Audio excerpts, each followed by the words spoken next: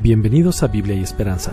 Mi nombre es Marco Sánchez y de la mano de nuestros colaboradores te invitamos a redescubrir la palabra del Creador a través de la lente hebrea.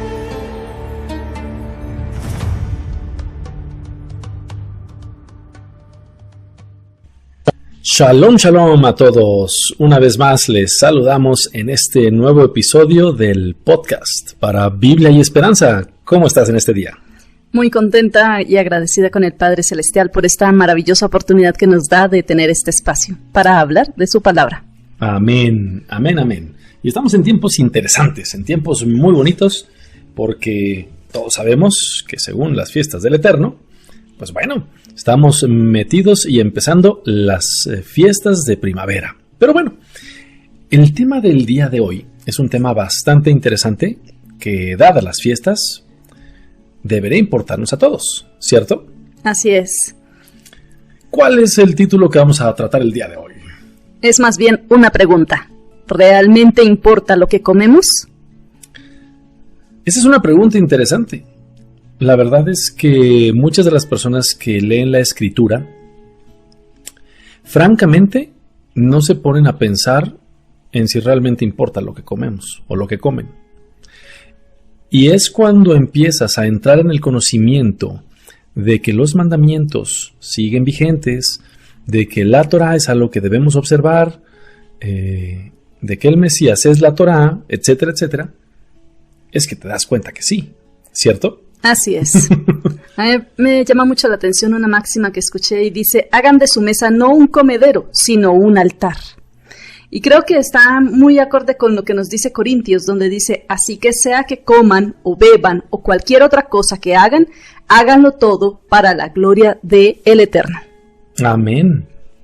Y ciertamente, ahorita vamos a ir tocando algunos de los puntos dentro del pacto renovado que se ocupan desafortunadamente para intentar desestimar el hecho de que el Creador pues estableció normativas y leyes, reglas alimentarias, pero no como restricciones, sino como protección para nosotros mismos.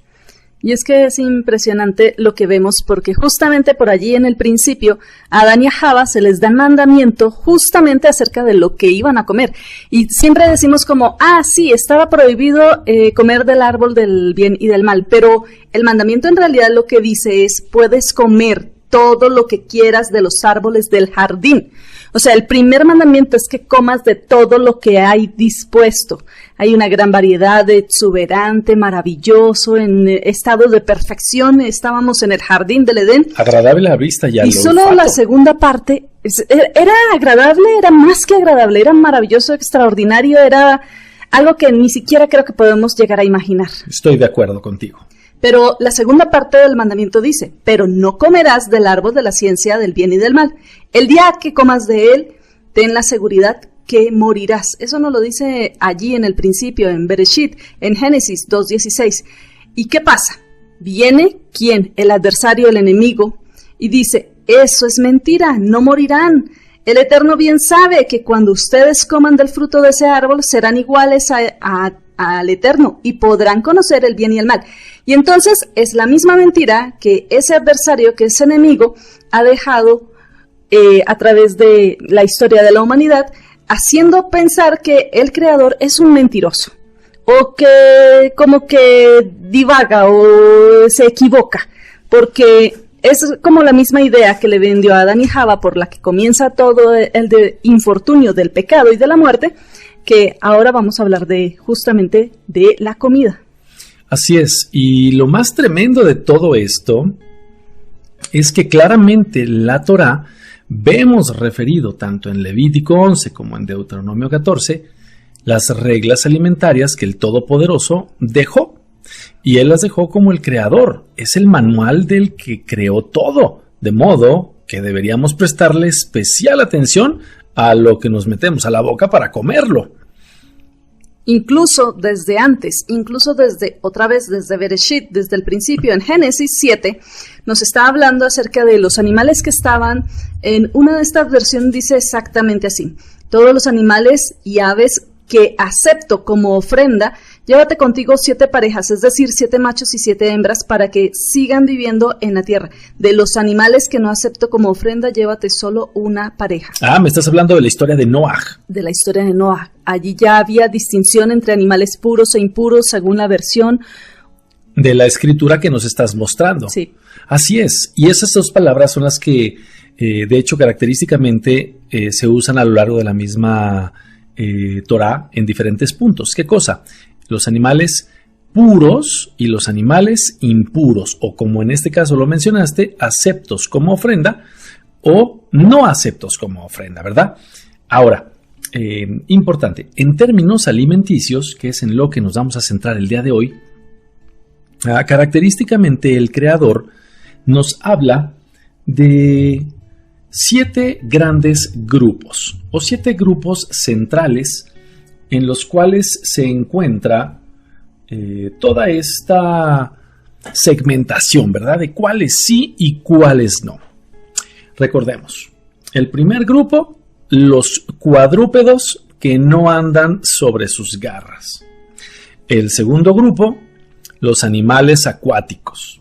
El tercer grupo, las aves de rapiña. El cuarto grupo, los animales rastreros. El quinto grupo, los reptiles. El sexto grupo, los animales cuadrúpedos que andan sobre sus garras. Y el séptimo grupo, los insectos o, como se nombra en la escritura, los enjambres, ¿verdad? De modo que dentro de estos 7 grandes grupos se encuentran algunos que son aptos o llamados tajor, o los no aptos o impuros que se llaman tamei. Pero para ir entrando en materia, ¿cuáles son aquellos que nosotros podríamos decir que podemos considerar como aptos? Perfecto, pues de entre los mamíferos, definitivamente con 2 características, que rumien y que tengan pezuña hendida. Entonces, descarta puntualmente a los cerdos porque aunque en su exterior, en su pezuña es hendida, no rumian. Entonces, por fuera parecería apto, pero por dentro no. Y cualquiera otro que rumie, por ejemplo, como los conejos y otros animales, que rumian, pero como no tienen pezuña hendida, tampoco son aceptos. Necesita llevar las 2 cualidades. Exactamente. Y hay algunos que tienen como que las 2, pero no del todo. Por ejemplo, los camellos. Rumian, tienen la pezuña hendida, pero no completamente hendida. Y la Torá establece que tiene que ser completamente dividida. El Eterno es específico. Y todo lo hace por una razón. Y hay que entender que la razón por la cual sucede esto es que nos quiere decir que estos animales son una especie de procesador de los alimentos que se toman su tiempo.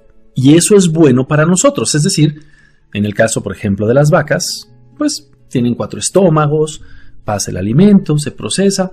Y ahí hay toda una serie de cosas que al final de cuentas la carne de ese animal no nos daña, nos es benéfica y pues bueno, esto es súper importante. Entonces, dentro de este primero... Y muy particular, que también dice su palabra que no solo de pan vivirá el hombre, sino de toda palabra que sale de la boca de Elohim.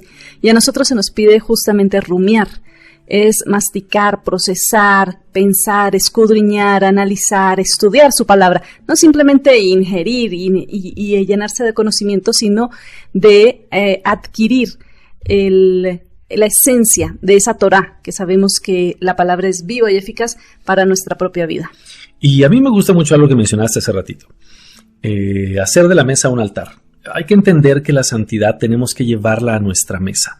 La mesa no puede ser un lugar nada más ahí para estar metiéndonos cosas a la boca y rápido y de urgencia. No. Tiene que ser un espacio donde pueda haber convivencia y donde pueda haber algo que honre al Todopoderoso, lo cual viene como resultado de un acto de obediencia.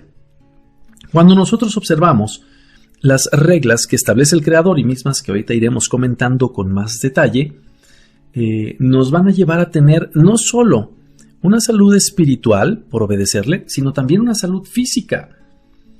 La Torah misma nos revela que es la vía para preservar la santidad del templo, es decir, nuestro cuerpo. Pero definitivamente, pues, hay un modelo, y ese modelo es al que todos queremos apuntar. Por supuesto, el modelo que nos deja Yeshua. Y entonces vemos cómo la misma palabra nos muestra que él vivió y enseñó desde su profunda identidad hebrea. Entonces, seguir este camino es caminar como él caminó. Y él, por supuesto, que como hebreo, y para ser más precisos, como judío, porque él es de la tribu de Judá, y de hecho muere como el rey de los judíos, pues no comió cosas inmundas. Así es. Y de hecho, Pedro nos dice que él comió y bebió con el Mesías, aún después que él fue resucitado. Entonces, por si aquellos creen que las cosas y las normas cambiaron, porque Pedro es muy claro en no insinuar, sino declarar que él estuvo a la mesa con el Mashiach, él aprendió las normas dietarias, por si acaso es que no las sabía, de la mano del maestro. Exactamente. Y hay que esclarecer un punto importantísimo. Estas normas alimentarias no son una limitante, no es una restricción. Por el contrario, son protección. Exacto, es una protección, porque el Creador en su infinita bondad no busca limitarnos, sino que nos distingue como un pueblo apartado, como un pueblo Y acerca kadosh. de todo esto que estamos hablando de la santidad en la mesa, hay un ejemplo muy puntual, y es Daniel, el profeta, que nos dice que él lo propuso en su corazón, no contaminarse con la porción de la comida del rey, ni con el vino que él bebía. Pidió, por tanto, al jefe de los eunucos que no se le obligase a contaminarse. Entonces, es algo que viene del corazón. Daniel tendría todo para decir, no tengo de otra. Fue cautivo, llevado a Babilonia, puesto en unas condiciones de esclavitud, si bien como príncipe que era de Israel, pero era ahora esclavo de este nuevo imperio. Y allí él decide que no se va a contaminar con la comida. Así que entendamos que el hecho de ingerir alimentos, de sustentar el cuerpo, es un hecho que puede trascender a lo espiritual, porque aquí Daniel lo está dejando categóricamente fijado acerca de que no se va a contaminar con lo que está servido a la mesa. Pero no solamente él, luego vemos cómo Ezequiel nos muestra, y Ezequiel le dice al Todopoderoso, al Creador del universo, dice Ezequiel, protesté y le dije al Eterno, yo nunca he comido nada contaminado, pues tú me rechazarías. Nunca he comido la carne de los animales impuros que nos has prohibido comer, ni siquiera cuando era niño lo hice. Y estas palabras se me parecen mucho nuevamente a las de... A las de Kefa. A las de Pedro. Y ahorita vamos a hablar de esas. Pero me gustó algo que mencionaste hace unos instantes, que fue el aspecto del camino, caminar el camino. O caminar como él caminó. ¿Quién? Yeshua. Porque si nosotros nos estamos rigiendo bajo el principio de que entendemos que tenemos una identidad hebrea, entonces tenemos que estar en una perfecta alineación con las instrucciones de nuestro Padre. De esa manera, cuando nosotros lo realizamos, nos estamos pareciendo un poco más a nuestro Mesías Yeshua. Porque Él no cambia, el fundamento es inmutable. Él sigue siendo el mismo. Y lo más interesante es que el pacto renovado y la Torah convergen perfectamente en el concepto de la obediencia. Las instrucciones que nosotros encontramos, ya sea en Levítico 11, como mencionamos, y en Deuteronomio 14, las cuales les invitamos a que las lean con detenimiento, siguen siendo esa brújula y deberían ser la brújula espiritual de todos los que desean agradar al Todopoderoso en el ámbito alimentario. Y allí hay una clave, la brújula espiritual. ¿Por qué? Porque vamos a ver una definición en 1 Corintios 10:16 nos dice, cuando bendecimos la copa en la mesa del Adón, ¿no participamos de la sangre del Mesías? Y cuando partimos el pan, ¿no participamos en el cuerpo del Mesías? Así que démonos cuenta de algo importantísimo. Actos físicos como comer y beber tienen una implicación espiritual. Así que siempre que nosotros comamos o bebamos o hagan cualquier otra cosa, hagámoslo para honrar al Eterno. Ya lo había mencionado también aquí en 1 Corintios. Así que vemos cómo es importantísimo comer y beber. Puede darle honra y gloria a Dios, pero comer y beber también puede alimentar mi área espiritual o puede hacer lo contrario. Y eso es lo que no nos habíamos apercibido, es lo que no entendemos y lo que no dimensionamos. La profundidad que hay en el acto de sentarnos a la mesa. Así es. Y siguiendo con estos animales que sí son aptos dentro de los que se encuentran en las aguas, y esto pareciera que a veces causa un poco de conflicto para algunas personas, que se les hace un poco complicado comprenderlo, pero es bastante simple. El Eterno nos da 2 requerimientos. ¿Cuáles son esos 2 requerimientos? Bueno, muy simples. El primero es que los peces que se encuentren tanto en aguas de mar o en aguas de río, en aguas dulces o saladas, deben de poseer aletas. Y el segundo punto, que tengan escamas. Exacto. Pero debe ser algo interesante el poder distinguir a un pez de otro si tú no conoces. E inclusive hay algunos que pareciera que tienen escamas. Pero hay una cosa muy interesante que les dejamos como tip. Si ese pez, al momento de que lo descaman, que le quitan las escamas, se le rasga la piel, entonces no es un pez que realmente tenga las escamas correctas. De modo que, bueno, nosotros les hacemos el énfasis en esto para que ustedes vayan viendo la posibilidad de que cuando lleguen a algún lugar puedan preguntar. Y de esa manera saber si el pez que se está preparando es algo que ustedes puedan comer. Y dentro de ese punto, justamente, antes de pasar a los siguientes grupos de animales, queremos puntualizar algo. El Eterno no nos da un menú restringido. Tenemos muchas cosas. Dentro de los cuadrúpedos que ya mencionamos, por decir algunos, ¿cuáles podemos comer? La vaca, el buey o el toro, que podrían ser, uno dice lo mismo, bueno, el macho engordado entre la oveja y el cordero, la cabra, el ciervo, lo podemos conocer como el venado, y la gacela. No solo eso, en el área de los animales que habitan en las zonas rocosas y desiertos, nos encontramos como el corzo, el íbice, la cabra montés, antílope, el órice. Hay muchos animales que son aptos para el consumo. Y ahí no termina. El búfalo, el bisonte, el yaque, la jirafa. ¡Qué interesante! Yo no sabía, hasta haber comprendido todas estas cosas, que la jirafa era apta para consumo bíblico, bíblicamente hablando. Bueno, y entonces también no nos quedamos cortos en el ámbito de las aguas, porque las personas alguna vez me han externado que se sienten restringidas, que no hay muchos peces, y eso es completamente erróneo. Nos encontramos con los más comunes y los más ricos, el salmón, la trucha, pero también está el bacalao, el atún, tilapia. Tenemos el guachinango, el pargo, la sardina, el arenque, la lubina, el róbalo, la anchoa, y tenemos más. El mero, la carpa, el lenguado, el perca, el caballa o macarela. Hay muchísimas especies, hay muchísimas variedades, solamente que tengamos en cuenta que tenga las 2 características. Así es, todas estas que les acabamos de mencionar cumplen con ello, y eso es importante. De modo que entonces, después que entendimos que el resto de estos otros animales, los que andan sobre sus garras, no los podemos comer. Los que se arrastran sobre su pecho, no los podemos comer. Los reptiles, tampoco podemos comerlos. Crustáceos, tampoco, ni moluscos, tampoco. Nada de mariscos, porque no tienen las 2 cosas, no tienen aletas y escamas. Y entonces, eso nos lleva a mirar a los aires.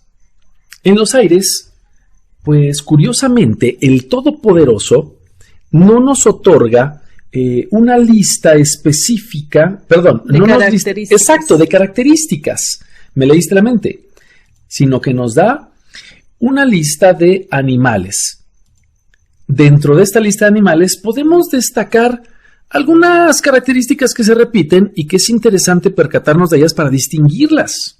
Dentro de las aves prohibidas están las rapaces, las carroñeras, que por naturaleza pues son cazadoras. Así es, y estas siempre van a tener el pico ganchudo, ¿verdad? Y también van a tener las garras de presa, esas garras afiladísimas. Esas no son aptas. Y la escritura da una lista pues considerablemente larga. Por el otro lado están las aves aptas, que tienen un pico recto, patas de granja, aves que no son depredadoras. Incluso están en la cadena trófica, son el primer eslabón. Exacto, en la cadena alimenticia. Así es. Así es. Y ese es un punto muy interesante. Hay muchas cosas importantes que les invitamos a que puedan ustedes investigar, ¿verdad?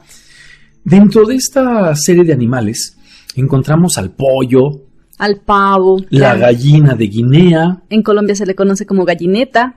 Ok, el pavipollo, que también es una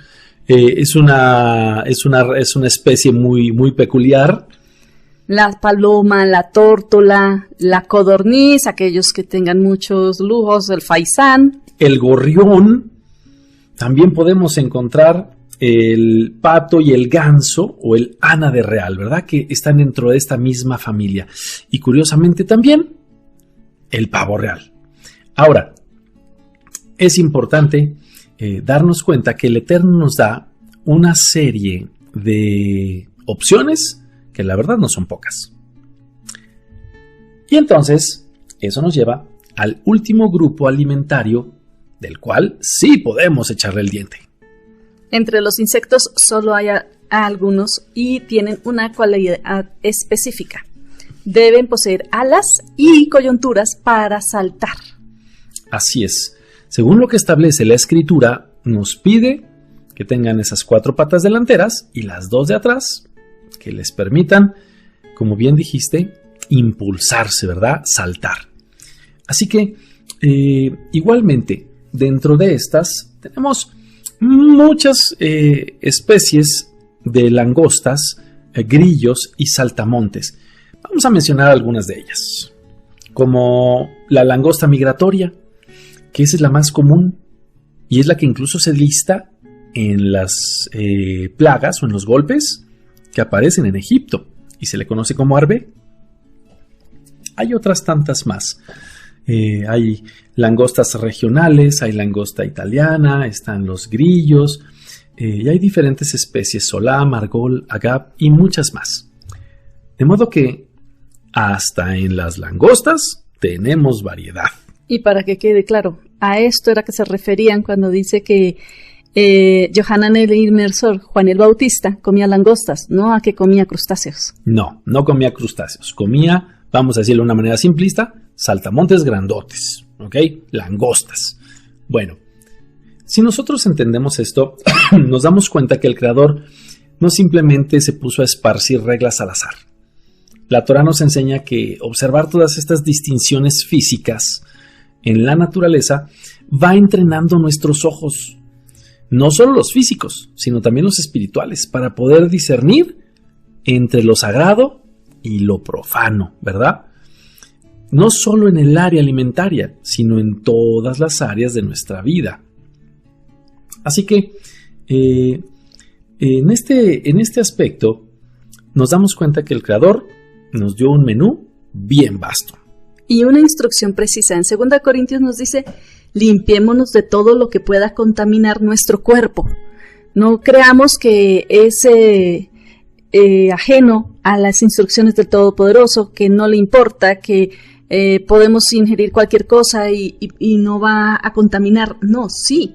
Así como nos cuidamos de que no nos dé una enfermedad entérica como una salmonelosis, una coccidiosis, qué sé yo, así también cuidémonos según las normas que ha puesto el Creador para no contaminar nuestro cuerpo, que resulta siendo el templo del Ruach HaKodesh. Pero además dice, nuestro cuerpo o nuestro espíritu o nuestro Ruach.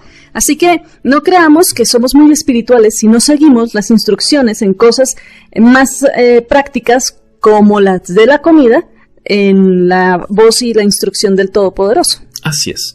Pero entonces tenemos que pasar a esta parte un poco incómoda, porque si ustedes están escuchando este podcast, habrán, por supuesto, escuchado el primer episodio de introducción y dijimos que aquí hablaríamos de esas partes incómodas, pero porque están apegadas a la escritura.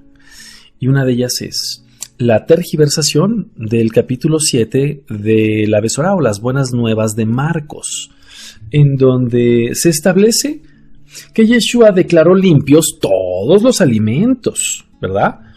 Hizo esa bendición y declaró limpios todos los alimentos, porque aclaró que no contamina al hombre lo que entra por su boca, sino lo que sale del corazón, ¿verdad? Porque lo que entra por la boca sale por la letrina. Pero él estaba haciendo una disertación relacionada a una tradición farisaica asociada a la ablución ritual de manos. ¿Ok? Es importante entenderlo. Además hay que aclarar que casi que es un hebraísmo. Ahí dice que el Mesías hizo limpios todos los alimentos, pero justamente cuando vemos la instrucción para Noah dice, de estos animales son dados a ti como alimento. Entonces diríamos que todo lo que se mueve la gente se lo come. Sí, pueda que se lo coman, pero no fue dado como alimento al pueblo del Eterno. No para nosotros, no fueron creados con ese propósito. Correcto. Así es, completamente correcto. Porque si el Mashiach hubiera hecho eso, entonces simplemente todos esos riesgos inherentes en adquirir y en consumir todos estos animales, simplemente él como el creador, pues es como si se estuviera desdiciendo. O sea, no hace sentido. Así que, en este caso, Marcos 7 no refiere a Yeshua que por bendición esté santificando el cerdo o esté santificando los camarones o la langosta. No, en lo absoluto. De hecho, en Eclesiastés claramente nos dice, mira la obra del Eterno, porque ¿quién podrá enderezar lo que él torció? Si él ya creó estos animales con otra función zootécnica distinta, son limpiadores, son recolectores, son acumuladores, son, tantas funciones que tienen en el medio ambiente, pero no fueron diseñados para comer, porque ahora sí podrían ahora volverse comida. Exacto, porque la Escritura establece que el Eterno no cambia, Él es inmutable. Y entonces, si el Mesías hubiera hecho esto, se estaría contradiciendo con lo que dijo, de que no venía a abolir la Torá ni los profetas, sino a completar el proceso, a enseñarnos de manera puntual. Además es que nosotros no tenemos muy claro el concepto entre que sea impuro o pecador. No es que los cerdos hayan pecado y entonces la obra del Mesías en el madero los santificó, no. Así que Él muere por nuestros pecados y el pecado es desobediencia a la ley, como lo dice Primera de Juan. Así que Él no vino a morir por los cerdos o para cambiar la función zootécnica de los cerdos. Exacto, entre muchas otras de las especies que, pues ustedes los podrán encontrar en estos dos capítulos que les mencionamos. Ahora, viene el segundo argumento. Oye, Marco, pero es que Pedro se le ofreció, el Eterno le dijo, mata y come.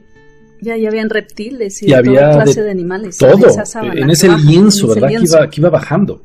Y Pedro le responde, no, Adón, yo no, absolutamente no, yo nunca he comido alimento inmundo. Pedro le dice que no a una orden del Creador. Completamente. Y no solo una vez, 3 veces. Entonces estas palabras de Pedro nuevamente son muy parecidas a las de Ezequiel y Daniel. Exactamente. Y él le dice de manera puntual que no ha comido nada inmundo. Lo interesante es que el Eterno le responde, deja de tratar como inmundo lo que Yahweh ha limpiado. Y entonces de esta pequeña porción que se encuentra en Hechos 10 del 13 al 15, un poco atrás del de Hechos 10 tal vez al 15, se ha hecho doctrina para decir que no es problemático el que yo me coma una iguana o que me coma cerdo o alguna cosa similar. Lo más triste del asunto es que Pedro mismo, Kefa, en los versículos 27 y 28, aclara toda la situación. Él mismo lo dice. Cuando él entra en la casa de Cornelio, que era un oficial romano, y dice y establece, mientras conversaba con él, Kefa entró y encontró mucha gente reunida. Él les dijo, ustedes están conscientes que para un hombre que es judío, tener estrecha asociación con alguien que pertenece a otro pueblo o venir a visitarle es algo que sencillamente no se hace? Pero Yahweh me ha mostrado que no llame a otros hombres comunes o inmundos. Y llegó a esa conclusión justamente porque él tuvo esta visión y él se quedó meditando acerca de lo que la visión significaba, porque él sabía que no era algo referente a la comida. De hecho, no lo dice en Hechos 10:41, cuando dice, nosotros que comimos y bebimos con él. ¿Con quién? Con el Mesías, después que resucitó de los muertos. Así que estos acontecimientos de Pedro son muchos años después de la resurrección del Mesías, y Pedro está diciéndonos nuevamente lo mismo que todos los anteriores israelitas: no comían cosas inmundas. Es correcto. De modo que hay otros argumentos que se llegan a utilizar, que es Romanos 14, Colosenses 2, a los cuales nosotros les invitamos que vayan y analicen. Y les podemos decir de manera puntual que en el caso de Romanos 14, es bastante claro cuando lo analizas de manera completa, que te das cuenta que el asunto no es tratar de no juzgar a los demás por las decisiones de comida, ¿ok? Meramente o de manera simplista, sino que tenía una relación con los días de ayuno. Ahí, en ese caso, no tenía nada que ver con el aspecto solamente o estrictamente de qué se comía. Y en Colosenses es similar. Cuando ves el apartado de Colosenses, te das cuenta que era una tergiversación para los nuevos creyentes en favor del Mesías, cuando se les dice que nadie los juzgue en qué comen o en qué fiestas observan. De modo que, cuando nosotros entendemos estas cosas y leemos con contexto y leemos con puntualidad, comprendemos una cosa, que si nosotros estamos alineados en términos de nuestra existencia con el orden divino, entonces todas las cosas van a ir funcionando conforme al plan perfecto del que nos creó. Cuando elegimos honrar estas instrucciones acerca de los alimentos, estamos afirmando nuestra identidad. Y no solo comemos para limitarnos, comemos bajo el diseño del Eterno, para cuidar de su pueblo y para caminar firmemente como un pueblo apartado, o sea, santo. Así es, porque el autolimitarnos de comer ciertas cosas no es por restringirnos. Pero además no se puede ver ni siquiera como una limitación. Así Cuando es, ¿no? uno entra y en la parte práctica realmente hemos gozado de mucha variedad y de mucho deleite al cumplir con las normas del Eterno. Hay quienes sí se limitan, hay quienes dicen soy vegetariano por decisión propia y nadie lo objeta, ni lo ve como mal, ni como restricciones o cualquier otra dieta o cosa que si keto, no sé cuántas cosas raras, y nadie les juzga por su manera de comer. Pero si uno dice que se quiere apegar a las normas del Creador, ahí lo ven como malo. Incluso uno mismo alcanza a pensar que en efecto se está como cohibiendo o perdiendo de muchas cosas, y se los aseguro, no es el caso. Así es que bueno, con esto nosotros les queremos dejar como siempre una pequeña pregunta de reflexión. Si todo esto que has escuchado el día de hoy en verdad es como lo has escuchado, creemos que debería valer la pena detenernos un momento y pensar en lo que vas a comer a partir de este momento.